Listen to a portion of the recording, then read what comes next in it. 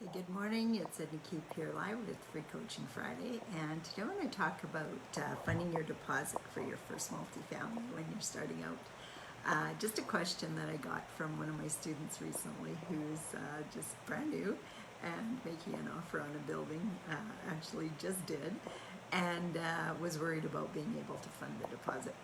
So some of the tips that I give people when it comes to funding the deposit if you don't have your own funds, because especially if you're dealing with a larger building, they're going to look at a decent deposit. Lots of times we've been asked, on a $4 million deal for like a $100,000 deposit. You don't need that large of a deposit, and you can refuse. Like just say, sometimes I'm making offers on more than one building. I'm not going to have 100,000 sitting there for 120 days. I could be making offers on other buildings, different stuff like that. So just try to make it reasonable. 1% is reasonable, or less than 1%. You do not have to come up with it till I think 48 hours, and check with your realtor because every area is a little bit different, but usually 48 hours from acceptance. You don't have to attach the deposit check to the offer. A lot of people think that they have to. Some of the ways that students have funded the deposit are either their own savings, line of credit of their own. I've had many people use their home equity line of credit to get started investing in real estate.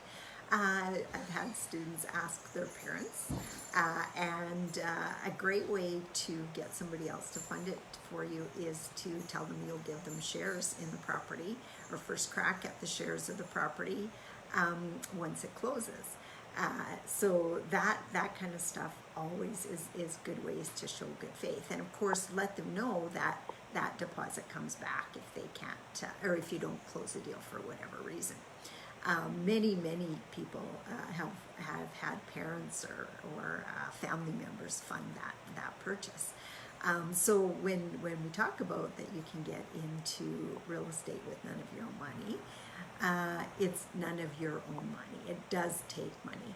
I mean, we've made really low deposits on single family homes, like I think $1,000. We put a contract on and close deals on $1,000 contracts.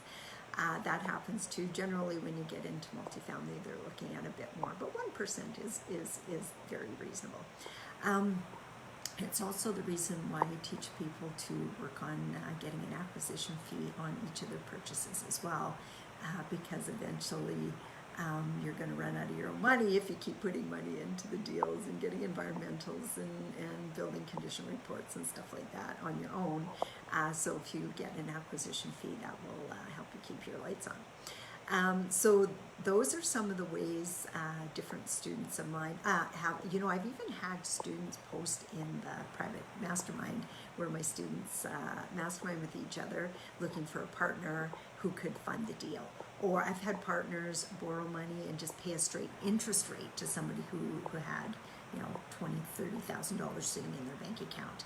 And I've had people cash in RSPs or TFSAs to also put that deposit in. So there's all kinds of ways.